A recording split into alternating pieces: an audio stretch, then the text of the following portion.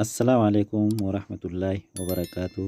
وري أمانتا إسلاماتي فورين أمانتا برالي كسمة حكم نجيني كيسن إسني فباياتو إسنين جدا أرمو واي أبي كنا إسم برسيسا أبين كن أكان بريدا دافي أجاهب كان تيدا أبي نكون فايدان إسا مالي يجون كان كيسن اللي نودو أبين كوني فيديو ittiin of waraabuudhaaf suuraa wayin footoo adda addaa ittiin of kaasuudhaaf kan baay'ee akkaan bareechuu fi akkaan isin gargaarudha.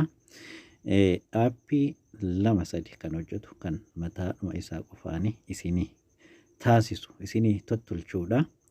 Naa waliin ilaalaan isiniin jedha. Aappii kana buufachuudhaaf asuma pilaayistoorii jala galtaniitiyyuu barreessitanii.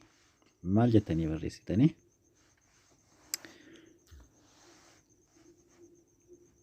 asirra dhuftaniitu ni barreeffattu. Mee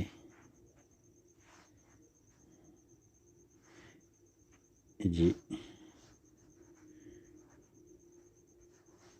footoo jettanii barreessitanii yeroo isin barreessitan akkasitti isinii fida. Aappiin kun lama asirratti lama isinii fida. Aappiin kana lamaan keessaa kan gadii dhiiftaniitiyyuu kan isa kana buufattan. Isa kana yoo buufachuu jettan doolaara isin gaafata. Doolaara tokkoo fi saantima 19 isin gaafata kun. Kun immoo homaa isin gaafatu banadhu jedha. Install isiniin jedha. Cuman install godhattanii gadi buufattani. Anamma waan asirraa buufadhee qabuufiyyuu banii keessa seenii naan jedhaa jira. Isin immoo install yeroo gootanii gadi buufattanii kaatanii keessa seentanii. Yeroo keessa seentanu akkasitti akkuma isin argaa jirtan kana footoo asirratti hedduudha kan inni isinii baasu. Viidiyoo yoo barbaaddanis footoo yoo barbaaddanis wama feetanuu hunda haala feetanii as keessaa ofii keessanii filattanii mataa keessanii kamtu naa ta'a jettanii kamtu caala jettaniituyyuu amma haala kanaanis yoo suuraa of kaasuu barbaaddan haaluma kanaan isin kaasaa. Viidiyoos yoo barbaaddan kun amma asirratti wanni kun viidiyoo illee ni qaba jechuudha. Akkuma kana footoo of kaasuudhaaf asmarratu hiixaniitiyyuu of kaaftanii jechuudha. Yoo dudduubatti deebi'uudha jettan akkasuma viidiyoo xiqqoo tokko isinii fide ofirraa achi deebitu. Kanaan booda dudduubatti deebitanii jirtanii jechuudha. Erga dudduubatti deebitanii booda as keessa dhuftanii kamtu naa ta'a jettaniituyyuu akkaan kan bareedu. Amma kun akkasitti viidiyoo godhadhaa yoo feetanis akkanatti viidiyoo isinii godhaa. Waan tokko waan isin gaafatu hin qabu, waan isin rakkisu hin qabu. Yoo footoo barbaaddanis asirratti of kaasuu ni dandeessu jechuudha.